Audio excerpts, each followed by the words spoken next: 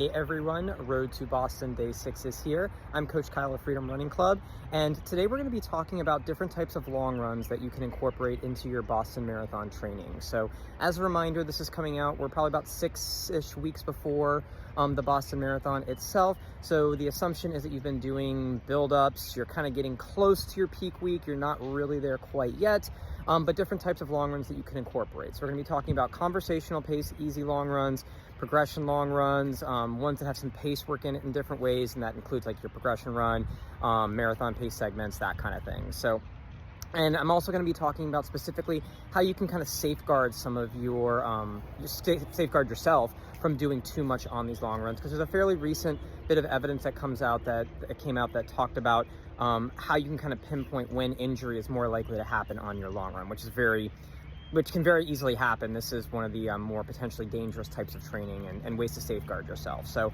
the long run, something that you're wanting to be doing very often. You know, we're dealing with marathon training. It's a higher percentage of your actual miles per week because you're getting ready for 26.2. It's a very, very long race. You're going to be out there for 3, 4, 5 plus hours. You want to make sure that you can spend this time on your feet and your body can deliver energy efficiently, that you can, handle that amount of time on your feet. And this is where this comes into play. So I myself have a pretty systematic formula for when I do these different types of long runs for my runners that I'm working with here at Freedom Running Club.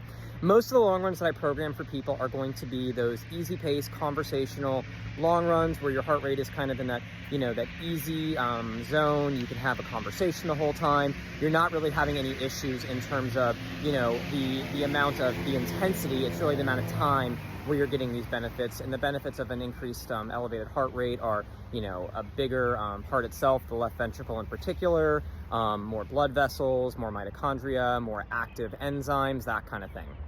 And you really get that from anything over a 120 heart rate. So I don't really like to do a ton of intensity on that, again, because there's a much higher risk of injury in a long run anyway. I also typically program, and I mentioned this in the previous video, previous week to this, where we talk about things like specifically marathon pace work, where you do that separate from your long runs, either maybe the day before, during the week. I'm working on the assumption that people are going to be running, at least 4 times for marathon training, hopefully, and you can kind of get these things in separately to where you don't have to do them all the time on your long run and put so much pressure, so much emphasis on that long run. And I think that people forget that we're not, in our marathon builds or half marathon builds, we're not just the product of our long runs, we're the product of the totality of our training, something I've said in previous videos.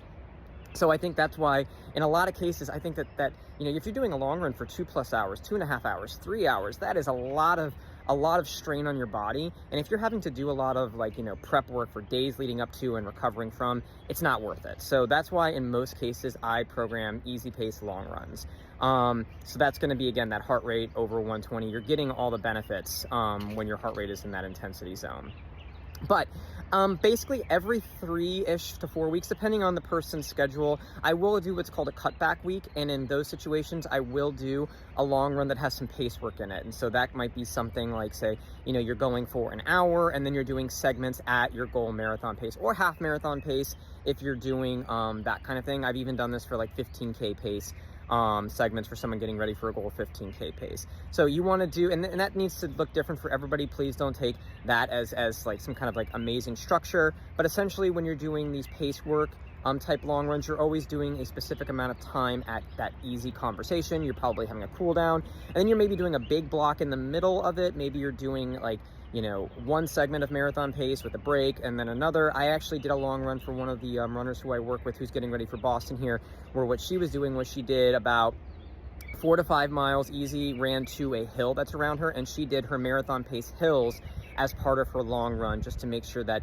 she can maintain that effort and intensity when she's hitting those hills at the end of the race. So she did, about I think it was something like 25 minutes of the marathon pace hills, did an easy 2 miles, and then came back and did another 20-ish minutes of the marathon pace hills, and then cooled down to get to, I think she got to 19 miles that day. So there's different ways that you can do this. It's not going to look the same for everybody, and you need to change that for your situation. I talked about marathon pace hills in a previous video in this series. Take a look at that if you want some more information on what that could look like. So, and then you can also do, like I said, progression run, a little bit less detailed in terms of, you might have a marathon pace pace that you know you can hit from testing. At least that's how I recommend it. Don't do it based on what you want your marathon to be. Do it based on what you know you can do from some kind of aerobic test or other metrics that you've been using. You can also do a progression run where you're just kind of like slowly easing into it. Maybe you're trying each mile to get a little bit faster until maybe you're hopefully getting to goal pace or what you want your run to be toward the end of the marathon. There's other reasons why you would do that as well. So different ways that you can do this to get different structure into your long run. So like I said, the bread and butter though really should be that conversation pace long run. If you're somebody who's maybe getting ready for your first marathon, maybe this series isn't as relevant for you, but I still, for that athlete I was just mentioning that did the marathon pace, she's doing like what I mentioned, she's doing something like 3 weeks in a row of easy pace long runs. We're doing a lot of these workouts and sessions in the week, and then every maybe 2-3 weeks we're doing one of these like workouts like what you did with the marathon pace hills to get a little bit more practice, more confidence, more so than anything, because you're not really getting a huge amount of extra fitness gains in that amount of time. So I also want to talk a little bit about a new study that really is kind of changing, and the authors actually talked about a paradigm shift when it looks at how we can anticipate injury in terms of the amount of running that you're doing. So typically people talk about that 10% rule. You don't want any more than 10% increase in your weekly miles. And I'm going to put that study somewhere on the screen here so you can take a look at it. I'm definitely going to put it in the caption down below.